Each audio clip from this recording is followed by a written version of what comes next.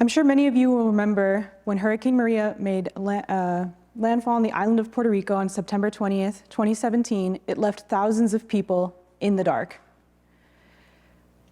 And when you lose access to the power grid in an island like Puerto Rico, you really lose access to many other things, including critical utilities like drinking water. As you can see on this graph here, 10 days after Hurricane Maria, over half of the population of Puerto Rico didn't have access to drinking water within their homes. And on November 14th, nearly 2 months after the hurricane, still thousands didn't have access to water. Without other options, Puerto Rican citizens had to resort to bottled water from emergency organizations when they could get it, and stream water when they couldn't, for everything from drinking and cooking to bathing. And I don't need to tell you that if you're using untreated drinking water for your cooking, there are going to be unfortunate health consequences.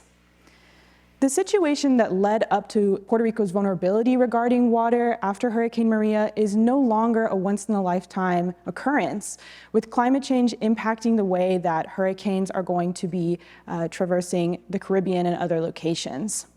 There are two primary ways that hurricanes are going to be intensified with climate change. First, warmer air can result in greater energy, which can lead to higher wind speeds and more physical damage. And then higher moisture content can hold, higher temperatures can hold greater moisture content, which could translate to increased rainfall and greater flooding. In order to prevent the situation that happened with Maria happening every single time Puerto Rico and other areas experience hurricanes, we need to make our drinking water systems more resilient against these intensifying storms. And resiliency only means the capacity to recover quickly from difficulties. So we want our drinking water systems to be able to give water to people relatively quickly after a storm has passed. And 2 months is not relatively quickly. So today we're going to talk about what can be enacted for these drinking water systems to be made more resilient against these intensifying storms. And in order to do that, we need to first talk about what went wrong. Why were these drinking water systems not delivering water for such a long time to so many people? So first, there were, of course, the power outages. You can't move water through a treatment plant without electricity. But there were other issues as well. So flooding and physical infrastructure damage prevented a lot of the machinery from functioning, and in some cases the machinery had to be completely replaced before it was able to work again. And lastly, worker unavailability prevented a lot of the systems from being repaired quickly, and that is something we're going to talk about more later. There are several measures being enacted by FEMA, EPA, the government of Puerto Rico, and others to make these drinking water systems more resilient against these hurricanes. And most of these measures can be boiled down into one of three categories. So we have improved water storage. This is a shiny new water tank in Puerto Rico.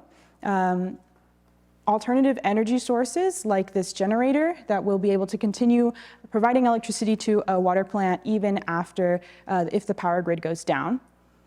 And lastly, physical infrastructure improvements. So this machinery has been elevated several feet off the ground so that if there is a flood, it can continue to operate or at least be protected from flooding damages. And all of these aspects of resiliency are really critical to ensuring that we have operating drinking water systems relatively quickly after a storm like Maria. But something is missing from this story. It's not the whole picture. And that is people. You can't have resilient drinking water systems without having enough workers on the ground ready to repair the inevitable damages that are going to come about. And in the United States as a whole, we are on the verge of a water workforce crisis, with nearly 30% of our water operators ready to retire in the next decade, and not enough young people and new hires coming in to replace them. There are programs like this one from the EPA that are working to rebuild the water workforce through apprenticeship positions and skills training opportunities, and these programs exist in Puerto Rico as well.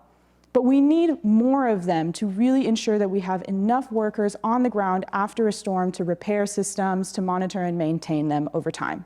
So that's one measure that should be included. Additionally, the lack of enough workers in Puerto Rico is exaggerated due to poor compensation compared to the mainland. So water operators in Puerto Rico, on average, earn almost half of what they can earn in the United States, as you can see compared here to our lovely Pennsylvania. And a lot of operators will look at this situation, look at their skill set and their families and say, you know what?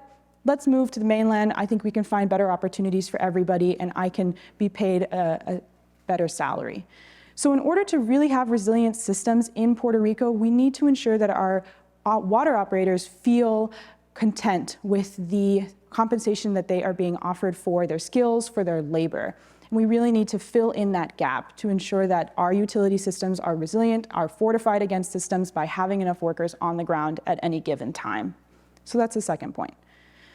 And lastly, of course, emergency trainings are really critical to ensuring that our systems are running properly, that people are able to fix any issues and be prepared during a storm. And these are just 3 primary points that should be covered during emergency trainings: predetermined shift schedules, so that even if telephone towers go down, operators know where they're supposed to be at any given time after a storm; identifying locations to store food and bedding in case operators have to spend the night in a treatment plant; and of course, assigning clear points of contact and responsibilities so everybody knows exactly what they're supposed to be doing and who they're supposed to be getting their orders from. So this is the third aspect of resiliency that we should be enacting regarding workers. And so here we have a fuller picture of resiliency measures. We want to ensure that we're not just thinking about physical infrastructure improvements when we're thinking about resiliency for drinking water, but we're also thinking about the workforce that is helping to repair those plants, that's making them keep running. So I want to close today by giving this quote from Tomás Rivera, who is a hotel owner in Puerto Rico. "Even the birds have realized what is coming and they're preparing, and I say we should be doing the same." Thank you.